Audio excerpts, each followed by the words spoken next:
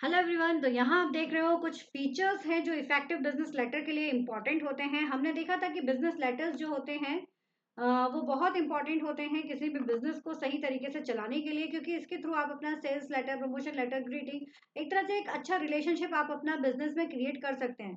तो कुछ important effective features यहाँ पर बताए गए हैं जो एक बिजनेस के लिए इंपॉर्टेंट होते हैं। तो बिजनेस लेटर जो होता है वो इंपॉर्टेंट पार्ट होता है किसी भी प्रोफेशनल जॉब के लिए।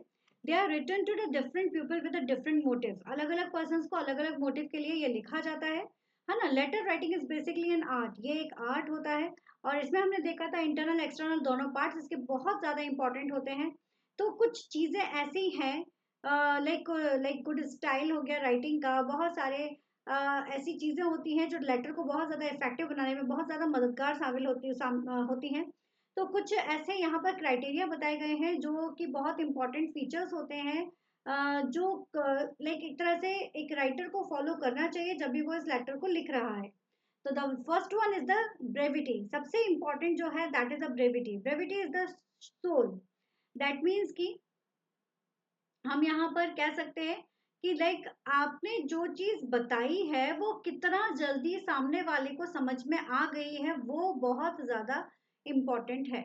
यानी कि आपको अपना जो लाइक जो भी आप लेटर लिख रहे हो वो एक उसका जो सब्जेक्ट मैटर है, इट शुड बी ब्रीफ, बहुत ब्रीफ होना चाहिए, है ना। टू मैनी वर्ड्स जो होता है वो उसको लाइक बहुत ज्यादा अगर वर्ड्स आपने रखे तो वो उसको एक तरह से सामने वाले को कंफ्यूज कर सकता है। तो इट्स बेटर कि शॉर्ट एंड स्वीट्स में आप जितने अच्छा उसको लिख सकते हो उतना ज्यादा बेटर होगा।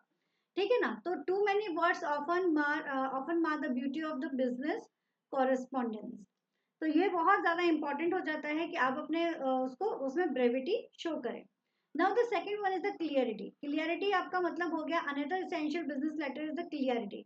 सिंपल वर्ड्स में कहा जाए तो simple sentence should be use, है ना। एक तरह से प्लेन कन्वर्सेशनल इंग्लिश वहां पर आपको यूज करनी चाहिए कि सभी को सामने वाले को आसानी से समझ में आ जाए जब भी आप उसको लिख रहे हैं। ठीक है।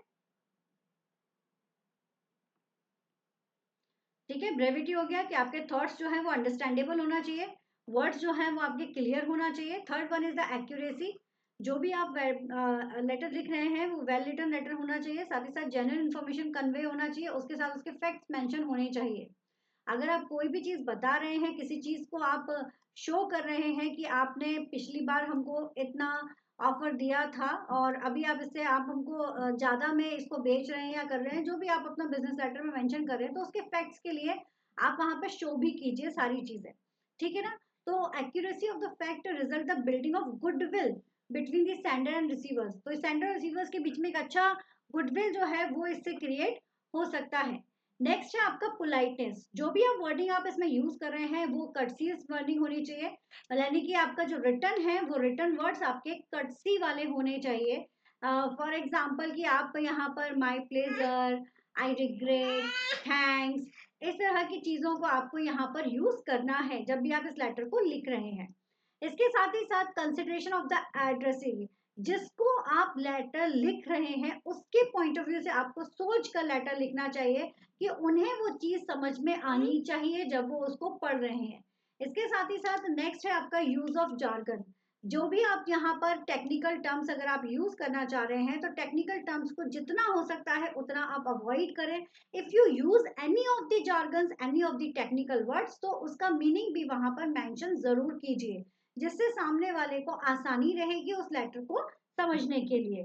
So they are the few important features that mention in business letter. All the best. Take care.